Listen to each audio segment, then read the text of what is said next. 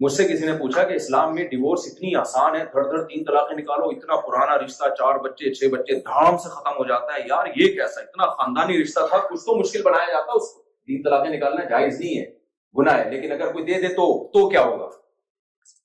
और गैर मुस्लिमों में देखो डिवोर्स कितनी मुश्किल है, क्योंकि इतना प्यारा रिश्ता होता है, तो ऐसे नहीं होता धड़ गोरे ने कहा आई divorce you, I divorce you, I divorce you, धड़ करके रिश्ता खत्म ना भाई। वो पहले कोर्ट में जाएंगे, कोर्ट प्रॉपर्टी लेगी आती आपसे, बड़ा टेंशन, तो ये है, और हिंदू में भी बड़ा मुश्किल हो गया है, और वगैरह वगैरह। मैंने कहा ये देखो, ये तो मैं बात किसी और टाइम पे इस पे मैंने कई दफा बयान भी कर चुके, इस्लाम का जो निज़ाम तलाक है, लेकिन बहुत आसान कर दिया। लेकिन डिवोर्स का रेशो किस में कम है, किस कौम में सबसे कम है? मुसलमानों। और जिन कौमों में तलाक इतनी मुश्किल है, डिवोर्स का रेशो उनमें सबसे ज्यादा है। ये इसकी मिसाल ऐसे ही है जैसे कोई डॉक्टर किसी हकीम के बारे में कहे कि ये जो मेडिसिन है एक्चुअली ये इसमें ये अज्जा हैं जो इस्लाम इंसानी सेहत के लिए नुकसानदेह हैं और इससे ये बुखार ठीक नहीं होगा। कोई हकीम के पास जब आए तो उसने बोला 100 आदमियों को खिलाइए, 100 का बुखार क्या हो गया? तो आप किसकी बात मानोगे? वो लैब के जो रिपोर्टें हैं उनको मानोगे, या जो प्रैक्टिकली जो मुशाहिदा हो रहा है उसको?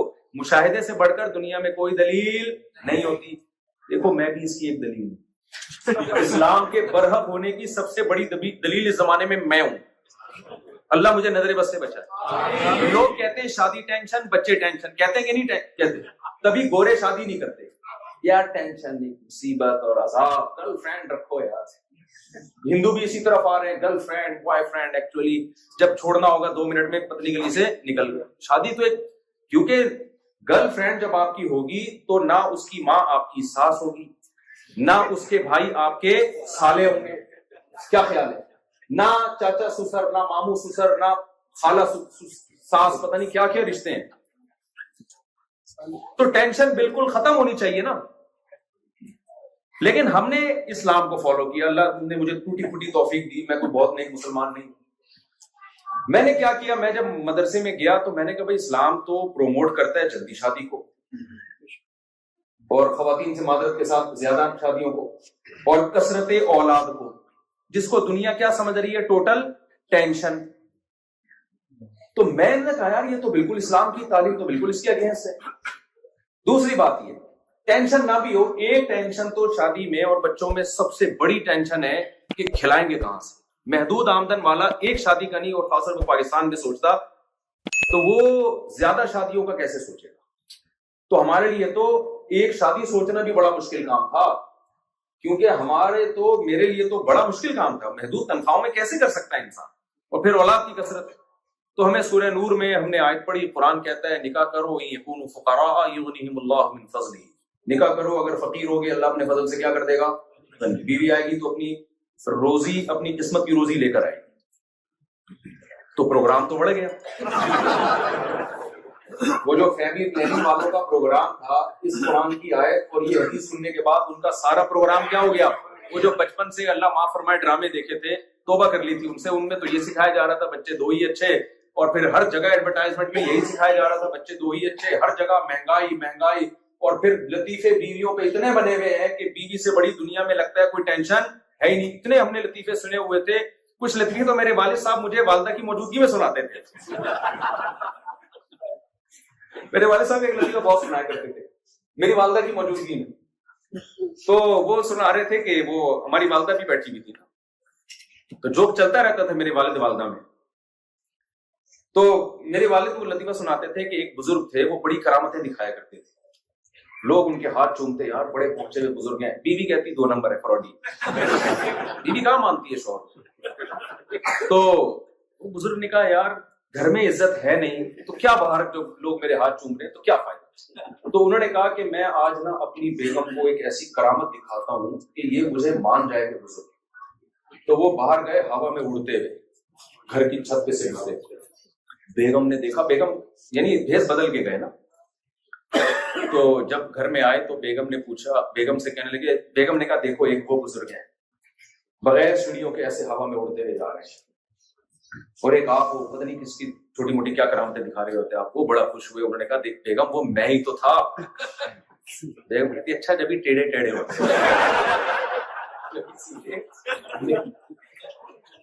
یہ لطیفے بھی ہم نے بہت سنے ہوئے تھے. وہ ایک آدمی جو تھا نا، وہ اس کی بیوی بیمار تھی، تو بیچارہ ہسپتال کے باہر بیٹھا ہوا تھا. ڈاکٹروں نے آ کے کہا کہ بھئی اب صرف 2 گھنٹے کی مہمان ہے.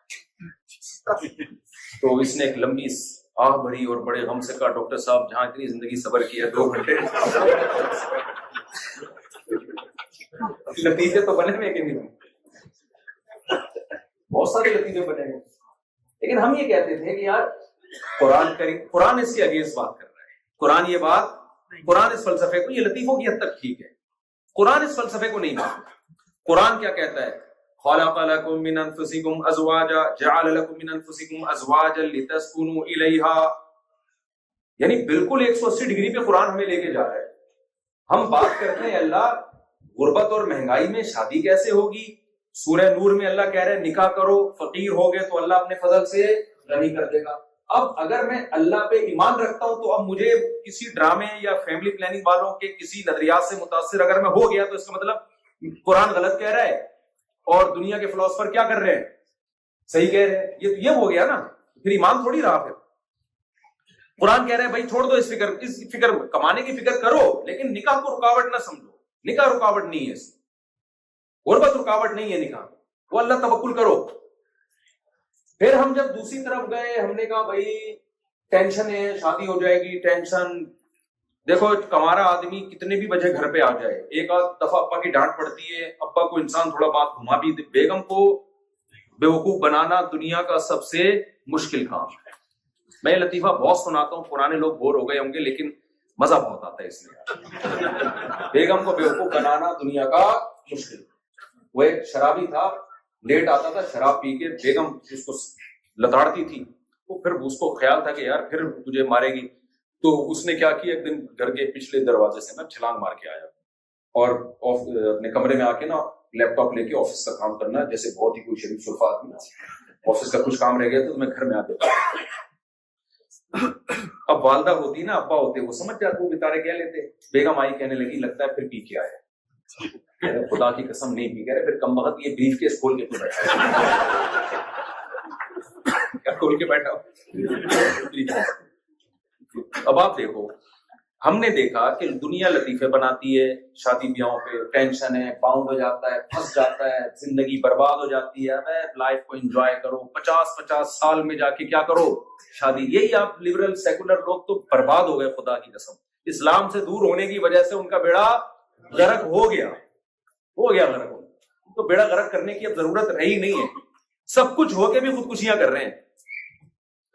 تو میں نے کہا یار قرآن تو کچھ اور بات کر رہا ہے. قرآن کہتا ہے جعل لکم من انفسکم ازواجا، اللہ نے تمہارے لیے بیوی کو پیدا کیا، لتسکنوا الیہا، ٹینشن کے لیے نہیں، لطیفے بنانے کے لیے نہیں. تمہیں اس سے کیا ملے گا؟ سکون. ارے اللہ یہ کچھ اور کہہ رہے ہیں، پبلک کچھ اور کہہ رہے ہیں. بھائی ہم ایمان کس پر لے کر آئے ہیں؟ پبلک پہ لائے، اللہ پہ لائے. ایسی کی تیسی. یہ لفظ یاد رکھو، میں نے پاکستان میں تو سب کو سکھا دیا ایسی کی تیسی. آپ لوگ بھی سیکھو. جب اللہ رسول کا حکم آئے نا سامنے، کوئی بھی مخالفت کرے، بولو پبلک کی ایسی کی تیسی. جاؤ یار. میرے اپنی گھریلو باتیں کرنا مناسب نہیں، لیکن کیا کریں جب موضوع چل پڑا ہے. تو میں نے ایک جگہ پیغام بھیجا تھا ونس اپون اے ٹائم، تو جہاں نکاح کا پیغام بھیجا تو 2 بچے بھی تھے ان کے. اب مجھے ان بچوں کو قبول کرنا بڑا مشکل لگا، کیونکہ بڑا مشکل ہوتا ہے پہلے سے اپنے بچے ہیں تو میں کسی کے بچے قبول کروں. مجھے ذہنی طور پر میرا دماغ آمادہ نہیں تھا.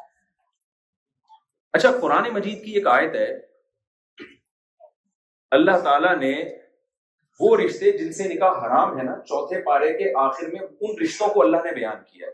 حرمت علیکم امہاتکم. یہ بہت ٹیکنیکل پوائنٹ ہے، اس کو سمجھیں آپ. اگر یہ آپ نے دماغ حاضر رکھا نا، آپ کو یہ قرآن سمجھنے میں مزہ بہت آئے گا انشاءاللہ. قرآن کہہ رہا ہے حرمت علیکم امہاتکم وبناتکم وعماتکم حرمت علیکم امہاتکم وبناتکم واخواتکم وعماتکم وخالاتکم وبنات الاخ وبنات الاخت وامہاتکم اللاتی ارضعنکم وامہات نسائکم وربائبکم اللاتی فی حجورکم من نسائکم اللاتی دخلتم بہن وحلائل ابنائکم الذین من اصلابکم وان تجمعوا بین الاختین الا ما قد سلف قرآن کہہ رہے ہیں تم پر کون کون سی عورتیں ایسی ہیں جن سے نکاح حرام ہے. اس کو ایکسپلین کر رہا ہے قرآن ان آیتوں میں. قرآن شروع کرتا ہے ماں سے. تم پر تمہاری ماں سے نکاح کیا ہے؟ حرام. حرمت علیکم امہاتکم. پھر قرآن کہتا ہے وبناتکم، تم پر تمہاری بیٹیوں سے نکاح حرام. یہاں قرآن نے یہ نہیں کہا وہ بیٹیاں جو تمہاری گود میں پلتی ہیں، نہ، یہ لفظ قرآن نے استعمال نہیں کیا.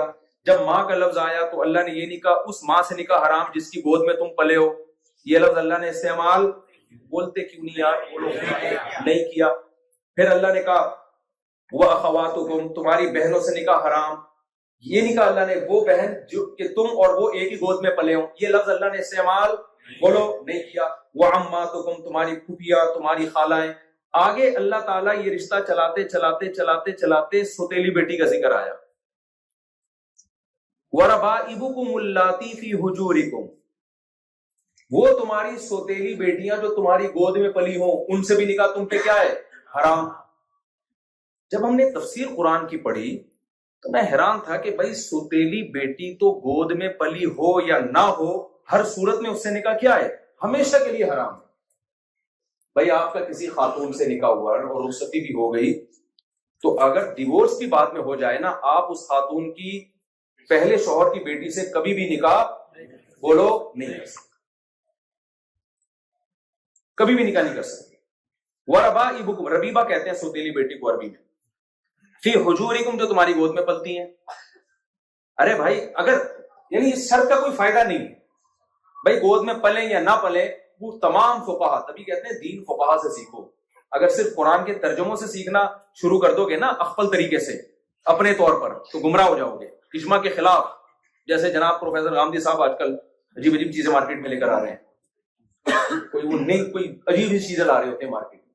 قرآن کی وہ تفسیر معتبر ہے جو صحابہ اور تابعین سے اور ائمہ مجتہدین سے ثابت ہے. تمام ائمہ کا اجماع ہے کہ سوتیلی بیٹی کو آپ نے گود میں پالا ہو یا نہ پالا ہو، بہر صورت اس سے نکاح کیا ہے؟ حرام ہے. لیکن وہ اشکال کھڑا ہو جائے گا کہ پھر قرآن ایک معاذ اللہ ایک لغو بات ذکر کیوں کر رہا ہے جس کا کوئی فائدہ ہی نہیں ہے. بھائی تمہاری گود میں پلے یا نہ پلے، دونوں کنڈیشن میں نکاح کیا ہے؟ حرام ہے. تو ہم اس کو کہتے ہیں قید اتفاقی. قید اتفاقی بعض دفعہ قرآن ایسی شرطیں بیان کرتا ہے کہ سوسائٹی میں ایک چیز رائج ہوتی ہے تو قرآن